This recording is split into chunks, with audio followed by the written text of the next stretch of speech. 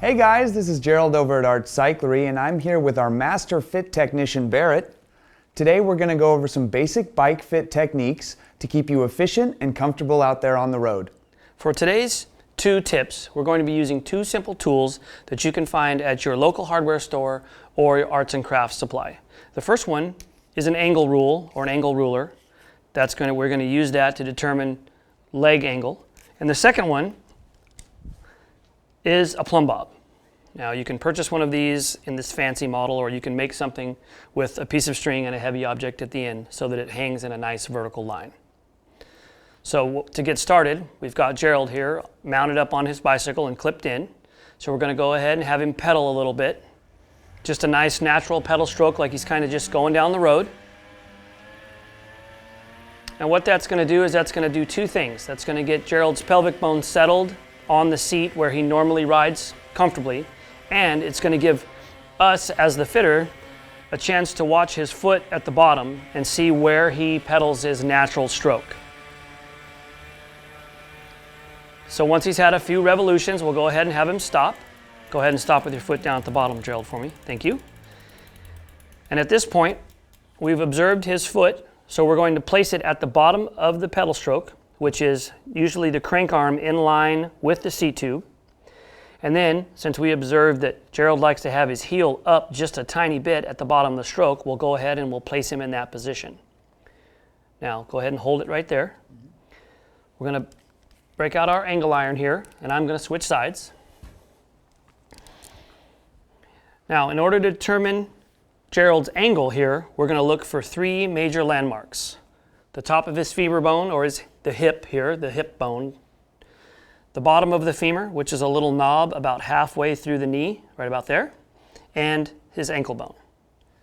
We take our angle tool. We start up here at the hip bone, placing it there.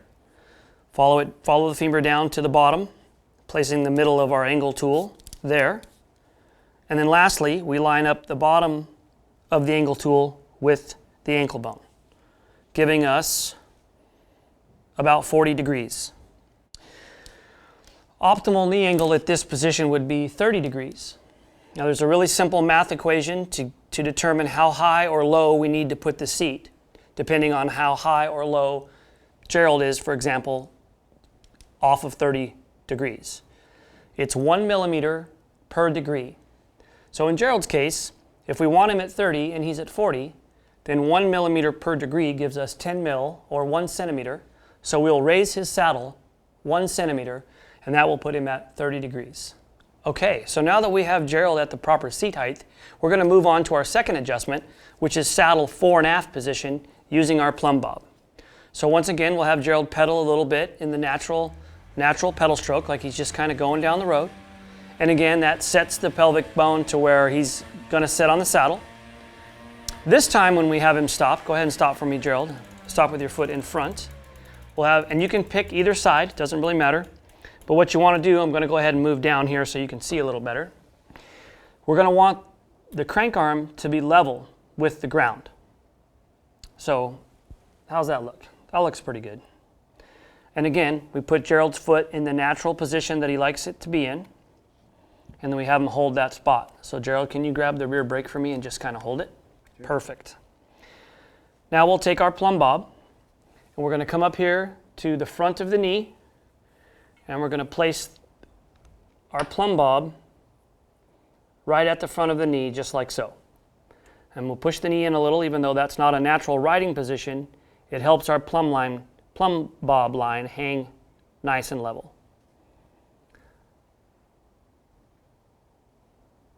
So, looks like Gerald is in a great spot. You usually want the plumb line to hang right at the end of the crank arm, just like that.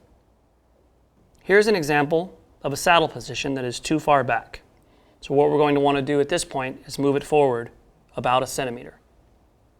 So those were a couple bike fit tips from our master fit technician Barrett. If you have any questions about your fit, don't hesitate to call us at our toll-free number or shoot us an email at info@artcyclery.com.